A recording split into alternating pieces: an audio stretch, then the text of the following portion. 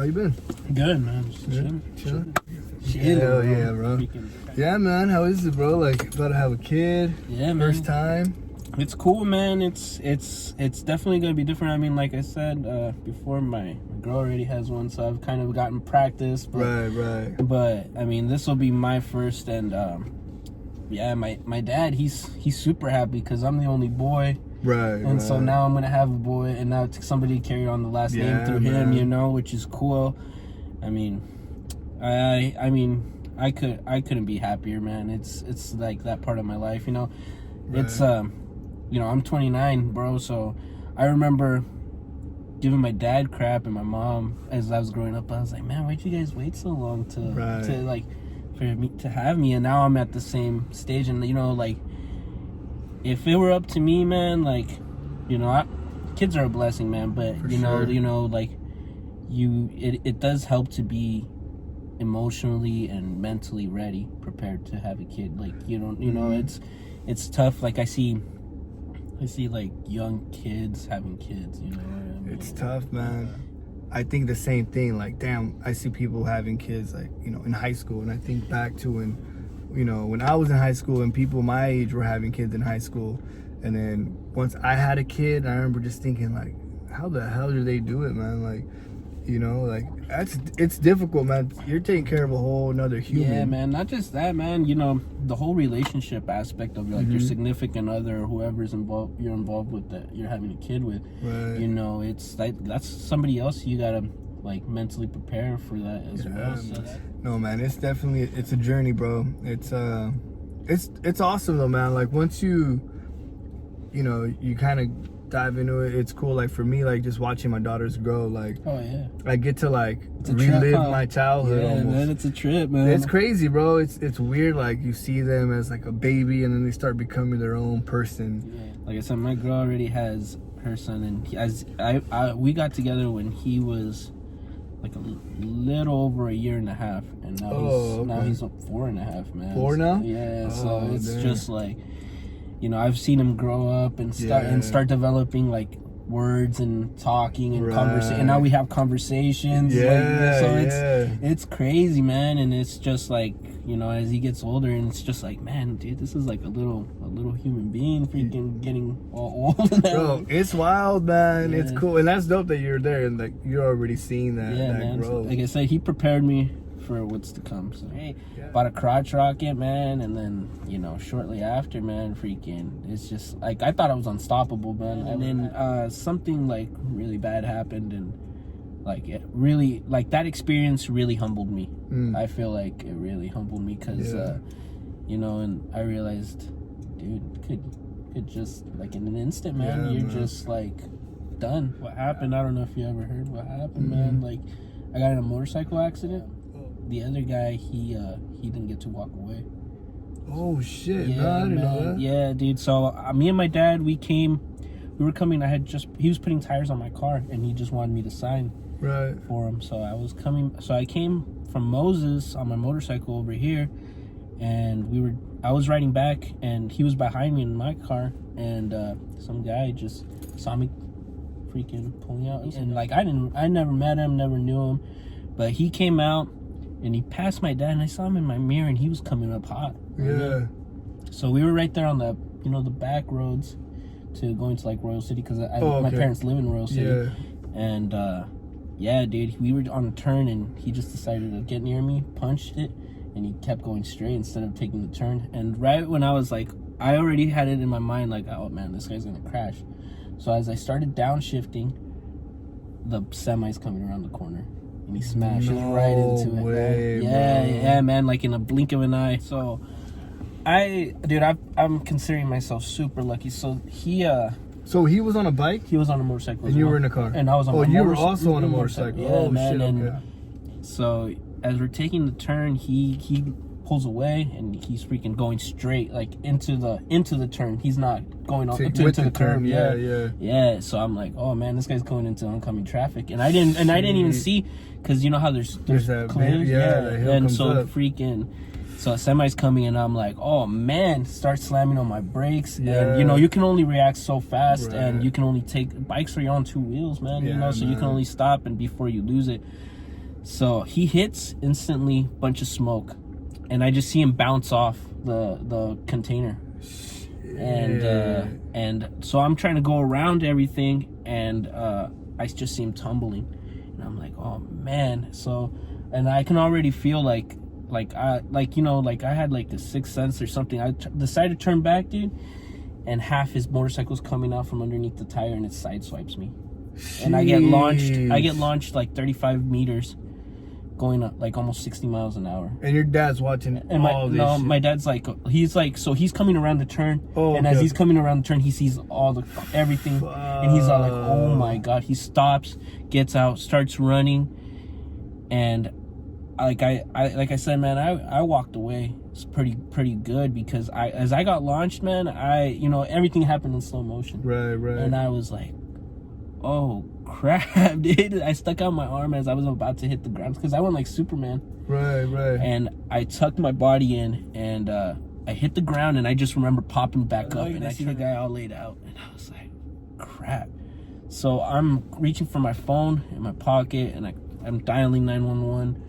And I'm like, I'm taking off my jacket, and as I was taking off this side, I realized I can't lift my arm. And I was like, oh crap, what the heck happened? I reach in there, and I just feel like the separation. I had dislocated my shoulder, man. And like, I was like, saw that adrenaline. Yeah, man, I couldn't feel anything, man. So I'm like, hey, I just been in an accident. You guys need to come instantly. I was involved with another motorcycle. So we're waiting. Like, people are coming by, and they're like, oh man. And like, horribly enough, man, like that instance, I was just like, dude, I'm so lucky. Damn. And my dad was like, I could just see the look in his face, like when he realized that guy was laid out, and he looked up like a little up the road, and he could see that I was just walking back towards him. Jeez, and I just saw like the relief in his eyes, just like, thank God, like, yeah, that's a terrible situation, man. Yeah, man. Fuck, it is. It sucks, man, that somebody lost their son, and like, or their brother. Right. So that's why, like, now, man, I try to, like, I was an adrenaline junkie at that time, and that's when it, like I said, it humbled me, man. Right, it's just, life's too short, man. Yeah, bro. You know? When I was like 14, 15, in my high school, man, my basketball coach, my freshman year, died right in front of us. He had a heart attack. What? Yeah, man. So that was, that experience didn't really phase me, man, until I got to almost about the age I'm at right now. So So how did that happen with him? we were shooting free throws. We had just got done warming up, and we had a game. I remember it was our second game the next day. Okay. Of the season, and so we were shooting free throws, and just like any other day, and all of a sudden we hear a thud right behind us. Oh, he just dropped. He just dropped, man, and we started seeing him like starting like almost a seizure, but he was convulsing, like trying to breathe. Right. And he was going to cardiac arrest, and yeah, man, he was. So we were just watching him, like, we couldn't do anything. Shit, yeah, man, bro. and luckily, like, needless to say, we had this other coach on the girls' team. He was a cop, and he started trying to bring him back, and he called 911 and everything. They sent everybody into the weight room, and it felt like the ambulance took forever, man. Right, yeah, and it felt like at that time, and it was weird, man. It was just like, seeing all these upperclassmen that know this teacher for years, and that, like, just the look on their faces. He was just my basketball coach, and I barely knew him that year. So you didn't have like a deep connection with him. Yeah, like, I did feel, I felt bad, but it really didn't hit me. And man, that's why I'm like, man, just be grateful for the people you have in your life, and like, at least I am. I try to be as, appreciate everybody. The whole death thing started affecting me, man, once I had an aunt that passed away like a few years ago. She got into an accident coming back from Tri-Cities with her grandkid, man, and they both passed away. They hit a truck head on. Fuck. Yeah, man. And then I just remember I was driving home from the gym, and my cousin calls me. One of he's not his son or her son. Yeah. It was somebody else's. They called me, and they're like, "Hey, dude, our aunt just passed away." And I was like, "What? What are you talking about, dude?" Right. And I was like, I call her son right away. I call my cousin, and he's on the phone crying with me. And like we're close. We're close. Me and him are close. But like my parents and our parents, they weren't as close. So they kind of had like a follow. That's what I'm saying. Like I had an appreciation for the family you have. Right, man. Yeah, man. That was tough, man, because I just remember a bunch of stuff going through my head that day. So as I'm going home, dude, I'm calling my dad because my dad hadn't heard the news. Same day, yeah. Okay. Yeah, and I'm like, hey, dude, I call him, leave him voicemails. I'm like, hey, answer your phone. So I drive to their house, to my parents' house, and my dad's laying down, like falling asleep, and I'm like, hey, dude, I've been calling you. It's like, you don't hear the phone? And he's like, no, why? What happened? And I'm sure he saw the look in my face. I'm like, dude, my aunt just died. He's all like, so it's his sister. And he's all like, what? He gets up right away, and he's all like, this, it can't be true. You're lying. And I'm like, dude, I'm telling you. And then he calls my cousin, her son. He's all like, when he starts hearing it, he's all like, I'm sorry. I just saw him like kind of break down right there, and he was all like, man.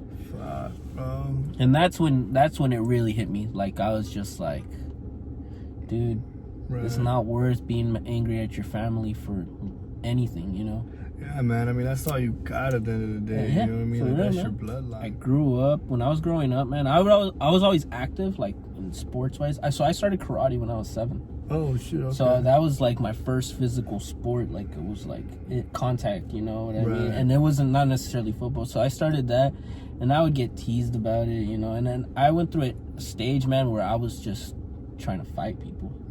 Yeah, and I was a little nerdy kid trying to fight these guys, and it didn't work out. It wasn't working out for me, but it did show me a lot of discipline, man. And then I started lifting weights with these. I saw these two of my friends, my close friends. They would go lift weights. They're brothers, and they were like, "Come with us, man." And so I started lifting weights, man, and I couldn't lift for crap, man. I was a scrawny little kid, man. Like seriously, like the same height I am now, but like 90 pounds. And like I was like 13 years old when that started. So I've been lifting weights since I was 13. And and I never stopped, man.